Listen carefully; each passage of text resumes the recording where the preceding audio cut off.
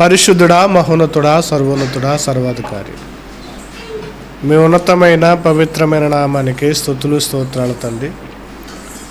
మీ శక్తిని, మీ ఆత్మను మాకు అనుగ్రహింపచేసి మీతో జీవించే కృపా భాగ్యాన్ని దయచేయమని అడుగుతున్నాయన. మీకు వందనాలు. మీ కనికరమును, మీ ప్రభావాన్ని మాకు ఇవ్వండి, బలపరచండి.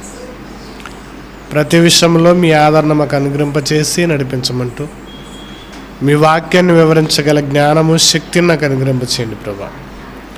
చేరువచ్చిన బిడ్డలందరికీ కావలసిన మాటలు అనుగ్రహింపచేసి, అలాగేనైనా వారికి ఉన్న సమస్యలు, ఇబ్బందులు మీరు తొలగించి నడిపించమంటూ క్రీస్తు వారి మహోన్నతమైన నామములో ప్రార్థిస్తున్నాను పరమ తండ్రి, ఆమేన్.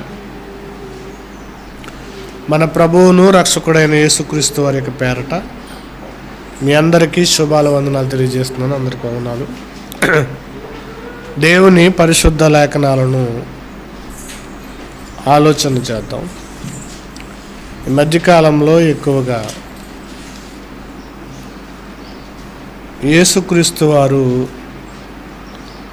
దేవుడు కాదు అని ఎక్కువగా వినిపిస్తున్న వాదనలు. అది ఎవరో బయట వారంటే కాదు, దేవుని అరగని వారు, యేసుక్రీస్తు వారు తెలియని వారు మాట్లాడితే ఒక విధానం. మరి ఎవరు మాట్లాడుతున్నారంటే కనుక యేసుక్రీస్తు వారిని అంగీకరించిన వాళ్ళే ఎక్కువగా మాట్లాడుతున్నారు. కాబట్టి యేసుక్రీస్తు వారు దేవుడు ఎలా అయ్యారు? ఎందుకంటే తండ్రి అయిన దేవుడు ఉన్నారు, యేసుక్రీస్తు వారు కూడా దేవుడిగా ఉన్నారు. ఎలా అయ్యారు అన్నది గురించి కొన్ని వారాలు డిస్కషన్ చేద్దామని నేను ఆలోచిస్తున్నాను. ఈరోజు కొన్ని విషయాలు మీకు తెలియజేస్తాను. క్లుప్తంగా కొన్ని విషయాలు జనరల్గా మాట్లాడుకుంటూ వస్తారన్నమాట. బైబిల్ గ్రంథంలో నుండి సమూయేలు గ్రంథము, సమూయేలు మొదటి గ్రంథము 2వ అధ్యాయము, సమూయేలు మొదటి గ్రంథము 2వ అధ్యాయము 2వ వచనంలో ఉన్న రాయబడిన మాట, యెహోవా వంటి పరిశుద్ధ దేవుడు ఒక్కడునూ లేడు, నీవు తప్ప మరి ఏ దేవుడును లేడు, మన దేవుని వంటి ఆశ్రయదుర్గం ఏది లేదు అని రాయబడుతుంది.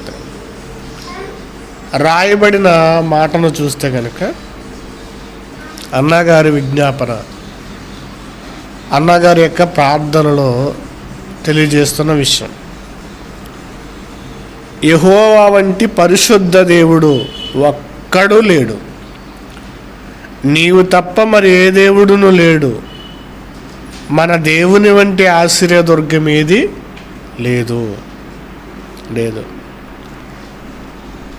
ప్రపంచంలో యెహోవా వంటి దేవుడు, మరో దేవుడు ఎవరు కూడా లేరు. ఆయనకి మించి, ఆయనకి తర్వాత యెహోవా వంటి దేవుడు లేడన్నమాట. ఆయనే దేవుడు కాబట్టి ఆయన ఔన్నత్యము కానీ, ఆయన కీర్తి కానీ, ఆయన పరిశుద్ధత కానీ ఇంకెవరికి సరిపోదు. ఆయనకున్న లక్షణాలు ఇవ్వడానికి ఎవరికి కూడా సరిపో. ఆయనే పరిశుద్ధ దేవుడు. ఆయన వంటివాడు లేడన్నమాట.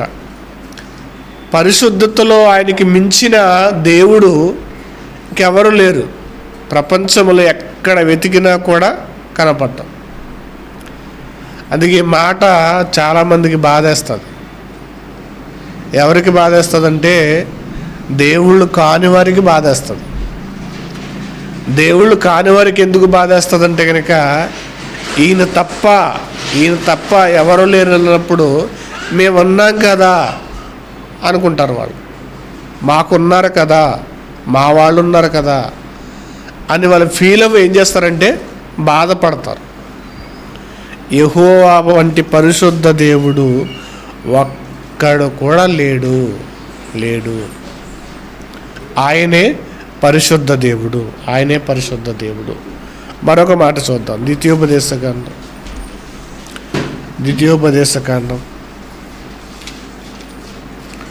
32వ అధ్యాయము. ద్వితీయోపదేశకాండము 32వ అధ్యాయము 4వ వచనం చూద్దాం. ఆయన ఆశ్రయదుర్గముగానున్నాడు, ఆయన కార్యములు సంపూర్ణములు, ఆయన చర్యలన్నీ న్యాయములు, ఆయన నిర్దోషి అయిన నమ్ముకొనదగిన దేవుడు, ఆయన నీతిపరుడు, యథార్థవంతుడు. ఇక్కడ కూడా చెప్తున్నాడు అనమాట. ఆయన ఔన్నత్యాన్ని ఇక్కడ కూడా తెలియజేస్తున్నాడు.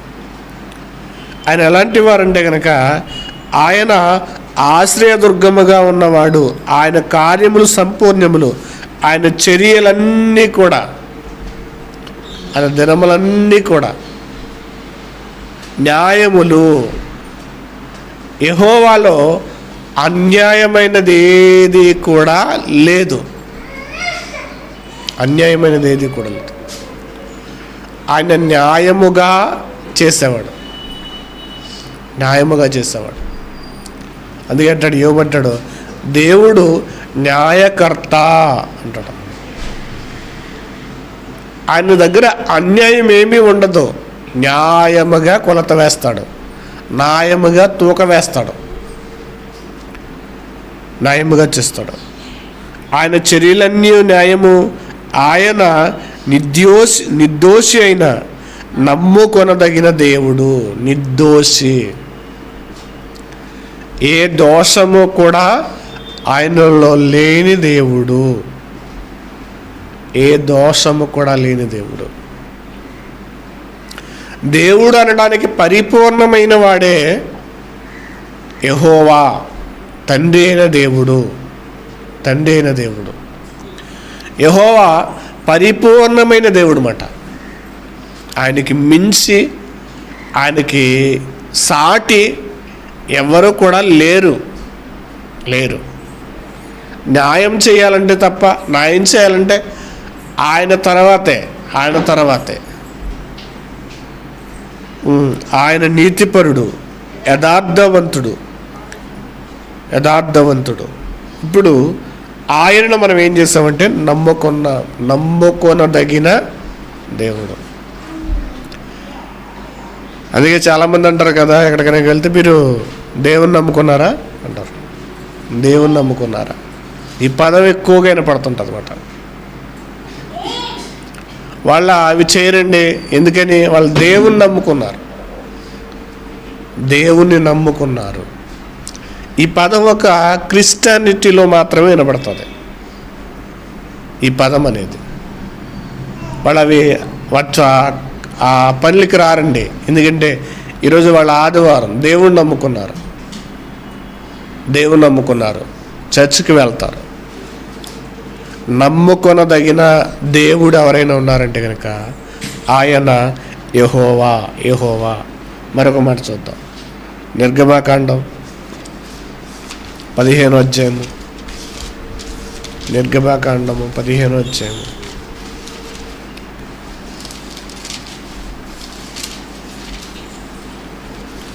11వ వచనం. యెహోవా ఏల్పులలో నీ వంటి వాడెవడు? పరిశుద్ధతను బట్టి నీవు మహనీయుడవు, అద్భుతములు చేయవాడవు. స్తుతికీర్తనను బట్టి పూజనీయుడు, అద్భుతములు చేయవాడవు, నీ వంటి వాడెవ్వడు. యెహోవా ఏల్పులలో అంటే కొనియాడబడే వారిలో, మొక్కేవారిలో, పూజించేవారిలో నీ వంటి వాడెవడు? వేల్పులు అంటే కనుక ఆయన పూజనీయుడు, ఆయన్ని వేడుకోదగినవాడు, ఆయన ఆరాధింపదగినవాడు, ఆయన మహోన్నతుడు. ఆయన వంటి దేవుడు ఎవ్వరు లేరు. అందుకే ఆయన్ని ఆల్ మైటీ అంటారు. సర్వశక్తిమంతుడైన, సర్వశక్తిమంతుడు. ఈయనకి లిమిటేషన్ లేదు. ఈయన తక్కువ వాడు, దీనికి సరిపోడు, ఈయనకి సామర్థ్యము తక్కువ, లేదా ఈయన చిన్నవాడు, ఈయన పెద్దవాడు, ఈయన చిన్నవాడు అనడానికి కూడా లేదు. అందుకే అంటారన్నమాట, ఏల్పులలో నీ వంటి వాడెవడూ లేడు.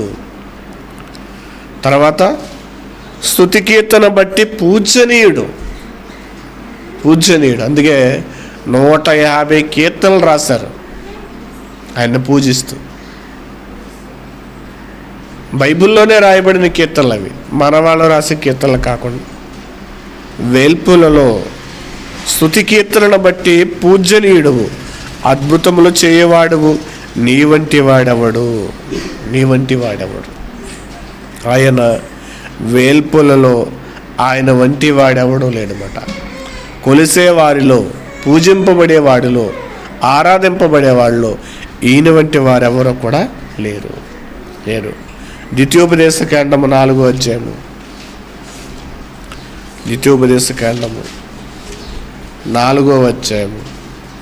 35వ వచనం. అయితే యెహోవా దేవుడనియు, ఆయన తప్ప మరి ఏ దేవుడు లేడనియు నీవు తెలుసుకున్నట్లు అది నీకు చూపబడెను. ఏమన్నారు ఇక్కడ? అయితే యెహోవా దేవుడనియు ఆయన తప్ప మరి ఎవడు లేడని తెలుసుకున్నట్లు ఇది చూపబడెను అన్నచండి. ఆయన దేవుడు, ఆయన తప్ప వేరొక దేవుడు లేడు అని చెప్పబడుతున్నమాట. లేవికాండము 20వ అధ్యాయము,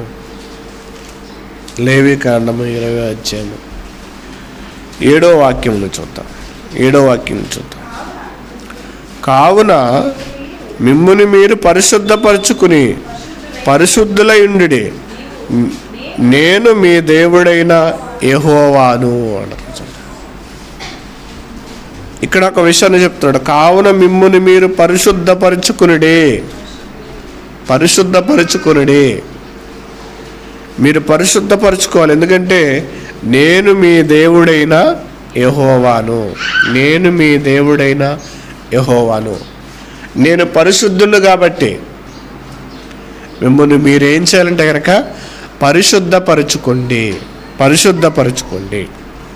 ఇంకా యెషయా గ్రంథము 40వ అధ్యాయం,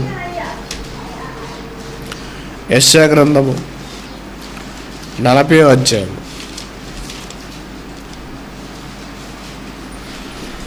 25వ వాక్యం, 25వ వచనం. నీవు ఇతనితో సమానుడవని మీరు నన్నెవరికి సాటి చేయుదురు? నీవు ఇతనితో సమానుడవని మీరు నన్నెవరితో సాటి చేయుదురు అని పరిశుద్ధ దేవుడు అడుగుచున్నాడు. ఈయనకి సాటి, ఈయనకి సరిపోతారు అని ఎవరు సాటి చేస్తారు? ఈయనకి సాటి చేయడానికి ఎంపిక చేసే వాళ్ళు ఉంటారు. ఒక ఎలక్షన్కి కానీ, ఇతనికి మీ ప్రత్యర్థి, లేదా ఒక ఆటల్లో ఇతనికి మీ ప్రత్యర్థి సాటి చేస్తారన్నమాట. అంటే బాగా ఆడగలిగే వాళ్ళని ఏం చేస్తారంటే సమానం చేస్తారు. అలా దేవుణ్ణి ఏమైనా చేయడానికి ఏమైనా ఉందంటే కనుక లేదు. నీవు ఇతనితో సమానుడు అని మీరు నన్నెవరితో సాటి చేయుదురు అని పరిశుద్ధ దేవుడు అడుగుతున్నాడు. ఆయనకి సాటి చేయడానికి, ఆయనకి పోటీగా నిలబెట్టడానికే. ఎవరు కూడా లేరు, ఎవరు కూడా సరిపోరు. ఆయన ఔన్నత్యములో, దైవత్వములో, పరిశుద్ధతలో, కీర్తించటంలో ఆయన గొప్పవాడు యెహోవా. మరి ఆయనకి ఎవరిని కూడా సాటి చేయడానికి లేదు. ఇదే యెషయా గ్రంథం 46వ అధ్యాయం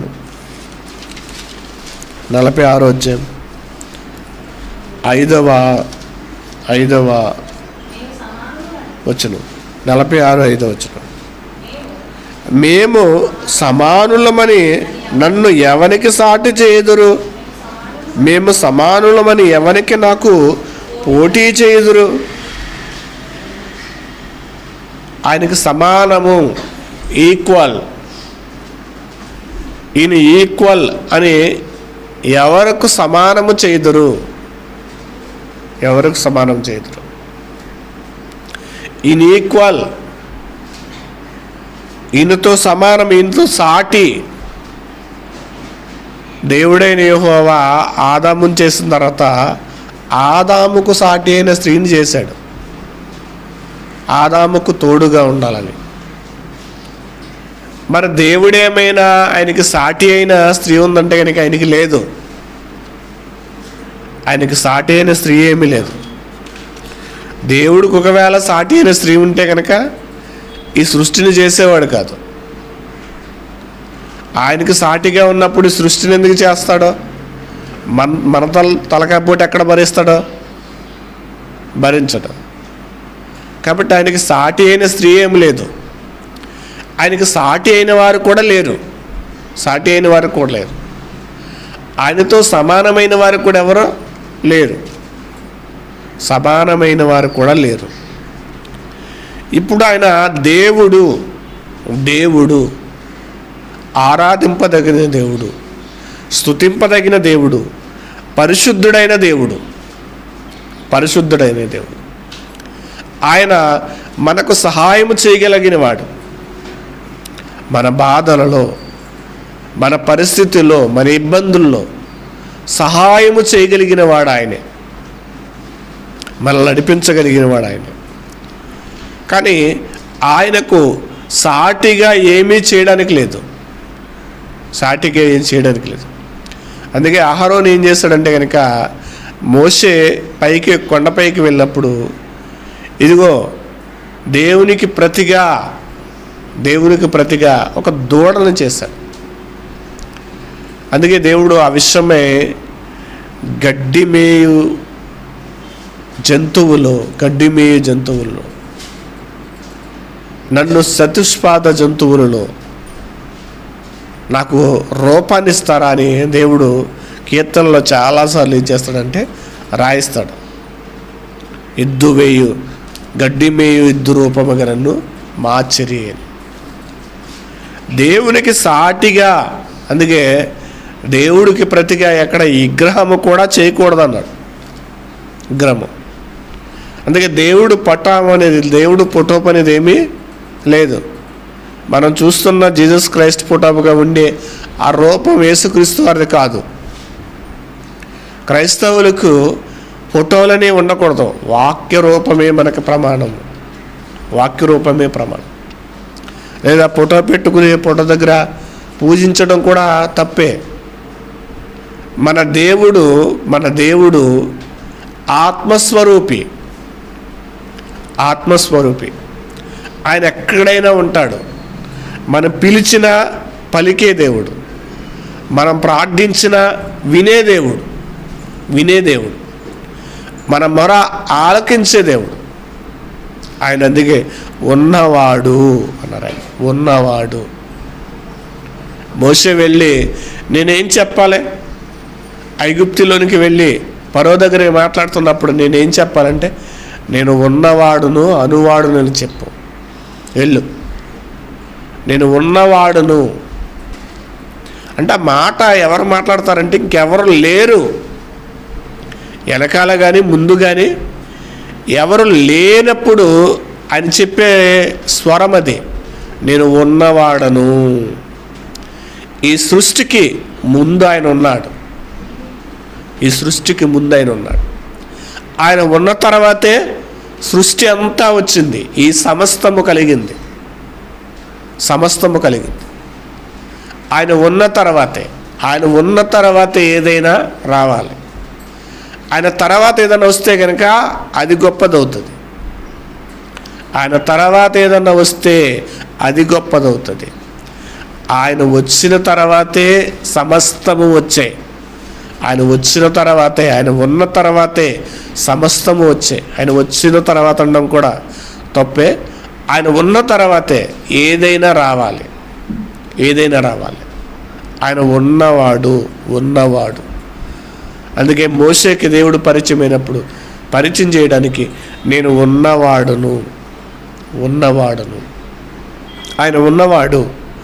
ఆయనకి సాటి ఎవరిని కూడా మనం ఏం చేయకూడదంటే చేయకూడదు.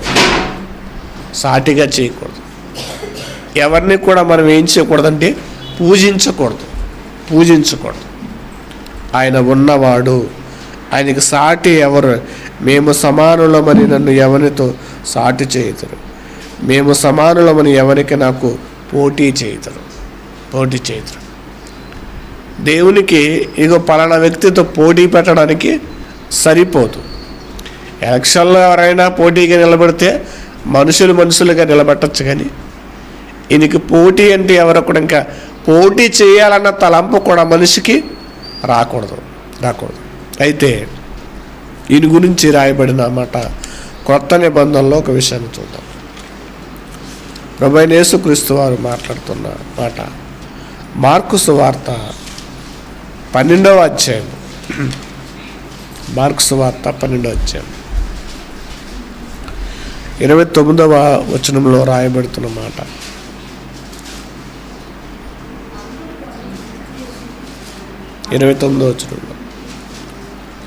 అందుకు యేసు ప్రధానమైనది ఏదనగా, ఓ ఇశ్రాయేలు వినుము, మన దేవుడైన ప్రభువు అద్వితీయ ప్రభువు. రాయబడుతున్నమాట, మన దేవుడైన ప్రభువు అద్వితీయ ప్రభువు. నీవు నీ పూర్ణ హృదయముతో, నీ పూర్ణ ఆత్మతో, నీ పూర్ణ వివేకముతో, నీ పూర్ణ బలముతో నీ దేవుడైన ప్రభువును ప్రేమింపవలనది ప్రధానమైన ఆజ్ఞ అన్నారు. ఎవరు చెప్తున్నారంటే ఈ మాట? యేసుక్రీస్తు ప్రభులు వారు చెప్తున్న మాట. ఎందుకు చెప్తున్నారంటే కనుక 28వ వచనంలో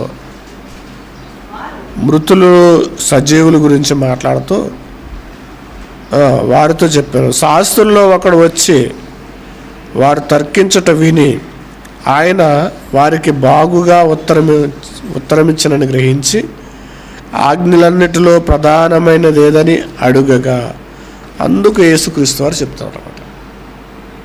ఆ ఆజ్ఞలలో ఆయన చెబుతూ ఉన్నారంటే కనుక మన దేవుడైన ప్రభువు, మన దేవుడైన ప్రభువు అని యేసుక్రీస్తు వారు సెలవిస్తున్నారు. మన దేవుడైన ప్రభువు అద్వితీయ ప్రభువు, అద్వితీయుడు అంటే కనుక ఇంకెవరో కూడా లేరు, ఎవరు కూడా ఇంకా సరిపోరు. అద్వితీయుడు అంటే కనుక ఆయనకి మనం పాత నిబంధనలో చూసిన విషయాలన్నీ కూడా ఆయనకి సాటి అయిన వారు లేరు. యెహోవా అంటే పరిశుద్ధ దేవుడు లేడు, యెహోవా పూజనీయుడు, ఆయనకి ఎవరు సాటి చేద్దారని ఆ విషయాలన్నీ కూడా ఈ అద్వితీయుడు అన్న మాటలో ఏమవుతుందంటే కనుక సరిపోతుంది. ఎవరికి సరిపోనిది. మరి ఇలా కనబడుతున్నప్పుడు ప్రభువైన యెహోవా ఉన్నప్పుడు, ఆయన పరిశుద్ధుడైనప్పుడు, ఆయన దేవుడిగా ఉన్నప్పుడు మరి యేసుక్రీస్తు వారు ఎలా దేవుడు అవుతాడు?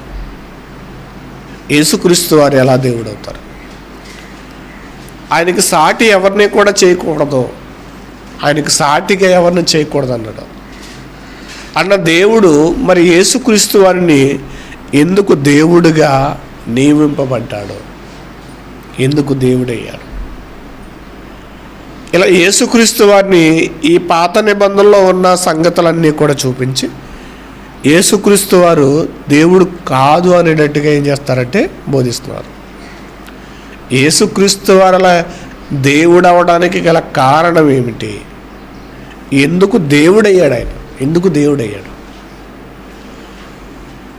మరి ఆయనకు సాటిగా ఎవరైనా చేశారా, లేకపోతే ఆయన నియమించాడా అనేది ప్రతి విషయం కూడా బైబిల్లో రాయబడి చాలా విషయాలు. అందుకే బైబిల్లో ఒక విషయాన్ని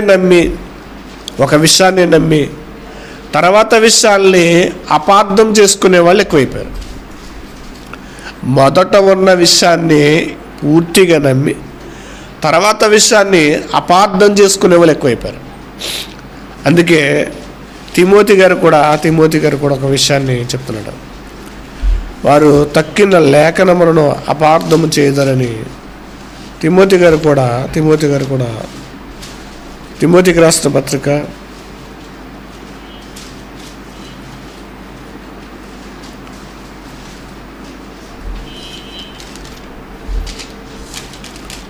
2వ పత్రిక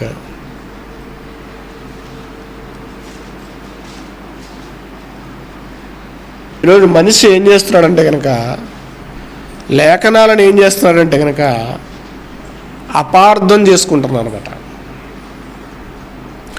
బైబిల్ను ఏం చేయాలంటే కనుక ఆ ప్రతి విషయాన్ని కూడా ఏం చేయాలంటే కనుక ఏకం చేయడానికి ఉన్నాయి. పాత నిబంధనలో చెప్పబడిన మాటలు క్రొత్త నిబంధనలోనికి వచ్చిన తర్వాత ఏమైనవంటే సంపూర్ణం. పాత నిబంధన ఒకటే సంపూర్ణమైనది కాదు. పాత నిబంధన క్రొత్త నిబంధన రెండు కూడా సంపూర్ణమైనవి. రెండింటినీ కూడా ఏం చేయాలంటే కనుక జత చేయాలి. జత చేస్తే కనుక ఆ జత చేసిన మాటలు ఏమవుతాయంటే కనుక అర్థమవుతాయి. కానీ ఈరోజు ఏం చేస్తున్నారంటే జత చేయకోకుండా విడగొడుతున్నారు. విడగొట్టడం వల్ల ఏమవుతున్నాయంటే కనుక కొన్ని లేఖనాలు అపార్థం అవుతున్నవి. అపార్థం చేసుకుంటున్నారు. అలా అపార్థం చేయబడిన విషయాల్లో యేసుక్రీస్తు ప్రభుల వారి గురించి ఒక విషయం. అపార్థం చేసిన విషయాల్లో యేసుక్రీస్తు ప్రభుల వారి గురించి, యేసుక్రీస్తు ప్రభుల వారిని తక్కువ చేయడంలో ఎందుకంటే యేసుక్రీస్తు వారిని దేవుడు కాదు అనే విషయంలో చాలా బాధగా ఉంటుంది. దేవుడు కాదు అని అంటుంటే యెహోవా వంటి పరిశుద్ధ దేవుడు లేడు. ఎందుకు లేడు? ఎలా లేడు? ఇలా ప్రతీది కూడా లేఖన ఆధారాలను ఆలోచిస్తే కనుక యేసుక్రీస్తు వారు మనుషులందరి కొరకు నియమింపబడిన దేవుడు. పాపులందరికీ కూడా రక్షణ తీసుకుని వచ్చాడు. అలా రక్షణ తీసుకొచ్చిన ఆయన ఏమవుతాడు, ఎలా దేవుడు అవుతాడు అనే సందర్భాల్లో ఒక్కొక్కటిగా మీకు తెలియజేస్తాను, బోధిస్తాను. వచ్చే వారం యేసుక్రీస్తు వారి గురించిన కొన్ని విషయాలు మాట్లాడతాను. పాత నిబంధనలో ఉన్న విషయాలను అర్థం చేసుకుంటూ తండ్రి అయిన దేవుడే, ఆయనకి సాటి అయిన వాడు లేడు, ఆయనతో పోటీ అయిన వాడు లేడు. అంటే దేవుళ్ళను పోటీ పెట్టడానికి ఎవరు లేరు. పోటీ పెట్టాలంటే వీళ్ళకంటే అధికారిగా ఉండాలి కూడా. అలా అధికారి అవడం లేడు. పోటీ ఎక్కడ పెడతాడు? ఒక రాజు ఉండి ఆ రాజు ఆనందపడడానికి ఏం చేస్తాడంటే పోటీ పెడతాడు. పైన అధికారిగా ఉండాలి. అలా దేవుళ్ళకి పోటీ పెట్టేవాళ్ళు ఎవరు లేరు. వాళ్ళిద్దరికి గొడవ పెట్టడానికి కూడా ఏమీ లేరు, ఎవరు లేరు. దేవుడికి సాటి అయిన వాడు ఎవరు లేరంటే కనుక ఆయనకి సాటిగా ఎవరిని చేయకూడదు. కానీ ఈరోజు అనేక మంది దేవుళ్ళు అయిపోయారు. సమాజంలో చూస్తే కనుక అనేక మంది దేవుళ్ళే అయిపోయి కూర్చున్నారు. తల్లి దేవుడైపోయే, తండ్రి దేవుడైపోయే, గురువు దేవుడైపోయే, ఇలా అన్ని దేవుళ్ళుగా ఆయనకి సాటిగా చేసేస్తున్నారు. కాబట్టి నాకు సాటి అయిన వారు ఎవరో లేరని దేవుడు చెప్పినప్పుడు మరి ఆయన దేవుడు, ఆయన ఉనికి కలిగి ఉన్నవాడు, ఆయన ఉన్నవాడు. ఆయన వచ్చిన తర్వాత అన్నీ కూడా వచ్చినవి. ఆయన వచ్చిన తర్వాతే అన్నీ కూడా వచ్చినవి. ఇలా ప్రతిదీ కూడా లేఖనాల్లో ఆలోచిస్తూ అర్థం చేసుకుంటూ యేసుక్రీస్తు ప్రభుల వారు మనకి దేవుడు ఎలా అయ్యారు అనేది అన్నీ వీలైతే వచ్చేవారు మాట్లాడుతాం. ప్రార్థన చేసుకుంటాం. పరిశుద్ధుడా, మహోన్నతుడా, సర్వోన్నతుడా, సర్వాధికారి స్తోత్రములు ప్రభా. మీ పిల్లలుగా మీ మాటలు ఆలోచించి అర్థం చేసుకుంటాం. ప్రతి సందర్భాన్ని గ్రహించే భాగ్యాన్ని ధన్యతను మాకు దయచేయమంటూ కృప చూపించండి. మీ పిల్లలుగా మమ్మల్ని బలపరచండి, నడిపించండి, శక్తిని ఉంటే కృప చూపించి స్థిరపరచండి. క్రీస్తు వారి మహోన్నతమైన నామములో ప్రార్థించి అడిగి వేడుకుంటున్నాను పరమ తండ్రి. ఆమేన్.